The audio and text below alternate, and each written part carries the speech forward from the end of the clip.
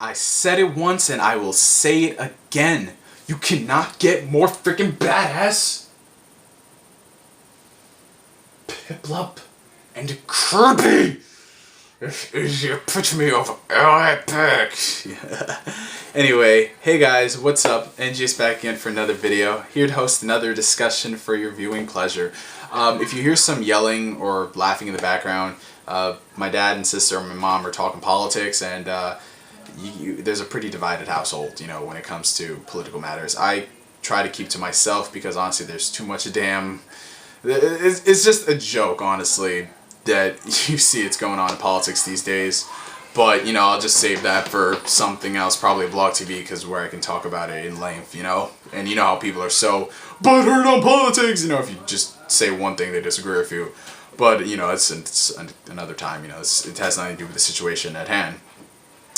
What's good, Kirby? What I want to talk about today is something that has really been affecting the gaming industry in a negative light the past couple of months, and I'm pretty sure a lot of you guys already know what I'm going to talk about. God damn it, the video title. And that is the topic of online passes. Good, bad for the game industry? Are these companies justified with making us pay $10 to access certain portions of the game that they locked out? Or is this just another ploy by the greedy people they are? And if you are going to disagree with me or agree with me, please state the reasons why. And if you are going to disagree with me, then please, have, a couple of brain cells when you write your comments, just for that split second, just say, maybe I should provide something educational to this debate or this argument, because it's always a lot more fun to read the comments that people disagree, but they actually give legitimate reasons, and I'm like, this person's pretty cool, I can agree with them, even though I have a different view than them. It's just more fun for that than people who just say, blah, blah, blah, corporate cheerleader, blah, blah, blah, Pyro 2000X. Those type of people just really, honestly, add nothing to the conversations. They're actually that's how people look at us in the gaming industry. They look at people like Pyro 2000X, and it's like, God damn it. Anyway, let's get back to the video. Online passes, how this really started, it's evolved from the form it is in now. But one of the first examples I saw something where they lock out content for people who buy the game secondhand or used is with a game called Mass Effect 2, which I'm sure many of you guys know. How often have I fanboyed about it? It was my game of the year last year for obvious reasons. And what happens when you bought the game new is that you would get this code that you type into your game when you start it, and it gives you access to the Cerberus network, which is your hub for all things downloadable content. It sectors it in just one place, so you wouldn't have to go to the Xbox Live or PlayStation Network. And for people who did bought it new, EA gave you like sort of treat. You got certain DLC for free, you got weapons for free, you got some character costumes for free, and of course you got the exclusive character Zaid for free.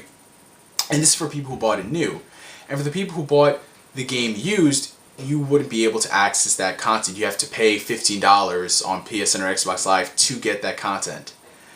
And that is really one of the earliest forms of locking out content that I've seen. There might have been things before it, but as far as the consoles go, this is what I've seen. And it's evolved from that in just the span of a year to the point where an online pass is essentially, if you buy the game used, you cannot access multiplayer on the game. They just lock out half of the disc. And EA is really one of the main founding members who was behind this. I mean, their Project $10, anyone that ring any couple bells? They just wanted to really target the used game market because they were just mad that they were losing all of this money for people who bought the game used. They're using our servers, they're playing on our servers, and they didn't even put a dime back into it, because they technically, when you buy it used, you're not supporting the industry, you're just supporting that third party.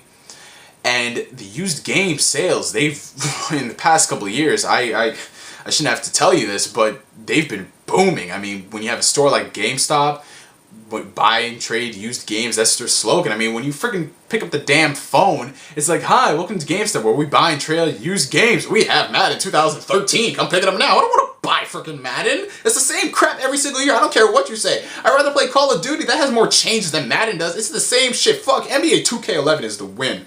Anyway, they thrive on used games, more so than used games. Than new games, yeah. Because they make the majority of the profit, because when they sell you the games new, they only make a fraction of it. With used games, they make the entirety back. So if you pay $50 on a used game, then they make that whole shebang bang. And I can understand where both sides of the spectrum are coming from. You know, the developers and publishers are pissed off because, you know, they're not getting any money back from used game sales. And at the same time, the gamers are mad because, you know, they're feeling like the team, the companies don't trust them enough to buy the games new, you know. Why punish a whole for the people who, you know, for the act of just a small group of people? And what is my take on this? You know, first you have to understand my whole philosophy on new and used games. My ratio of buying new and used games. I will say this, the majority of games I do buy, they are new for two reasons. Two reasons alone why I buy new games mostly. Number one, I usually buy the games that I'm really interested in, the ones that I know I'm going to get all of my value out of. I buy them new because I really want to support the developer. I mean, a game like Dark Souls, a game like Zelda, a game like Bioshock Infinite, you know, I'm going to buy those games new because I really want to support them because I love their works. And number two, I just frankly find a lot more better deals on new games than used. I know it's pretty hard to believe, but when you are as savvy as I am, I mean, I'm a college student. I have to pay money for books and all of these other things, so I'm very picky on my money. And I know where to find deals. You know, it's not that hard to look. I mean, seriously.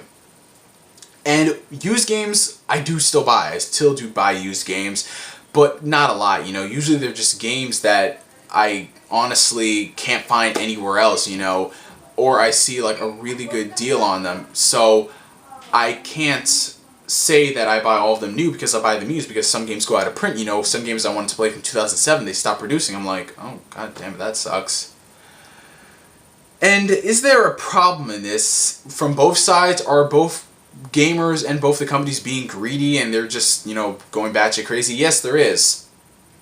Because what the game industry, what the companies like EA, Sony, THQ have to understand is that the used game market is something that has always been around. Used things in general have always been around, so why they are trying to kill it off completely is beyond me.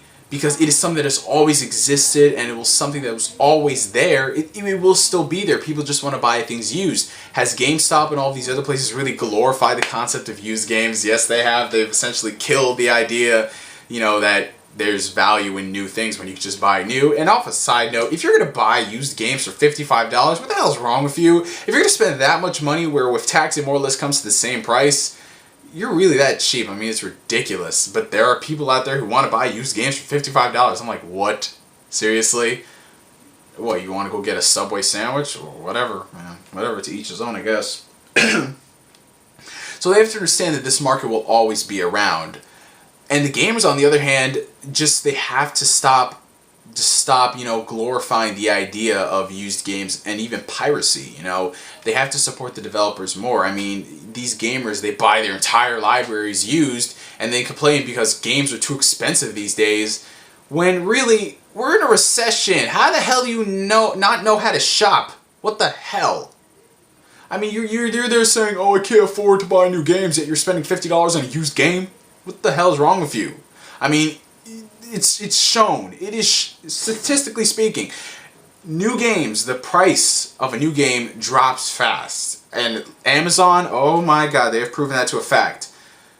A week after Uncharted 3 Drake's Deception came out, I saw the game on sale for $45. A week after Modern Warfare 3 came out, I saw the game on sale for $47. It's not that hard to find deals, people, and especially Amazon that is so mainstream.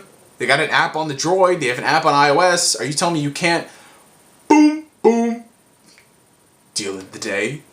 You know, it makes no sense to me. And to play devil's advocate for a second, you know, because just both sides are just kind of, the way they're going about it is just, to play devil's advocate for the side of the gamers, I think that the majority of the times why they're buying used games, well, the people who want to justify in a logical sense, not the people who just say, you know, those people, the gorillas. For the people who actually justify it, who actually take time to think about it, I think the reason why they don't want to spend $60 on a game is that they're just not getting the value out of it. I mean, when you see like games that come out that are locking DLC, they're putting DLC on the disc, but they're locking it. You have DLC that's coming out a week after the game is released. You have all those things. It's like, why the hell should I buy the game for $60 when they're locking portions of the disc? Resident Evil 5, Lost Planet 2, anybody? I mean, Marvel vs. Capcom 3. Man, this is really a Capcom thing, isn't it? When you have situations like that, it's like, why should you buy the game new when you're not getting content? You know, your stuff is on the disc. They just have like that 1 kilobyte that unlocks the game, content that is locked. That's not a way to do DLC, Capcom. That isn't. That is a way, and time and time again for you, butt raping your consumers. Okay, so do I support online passes?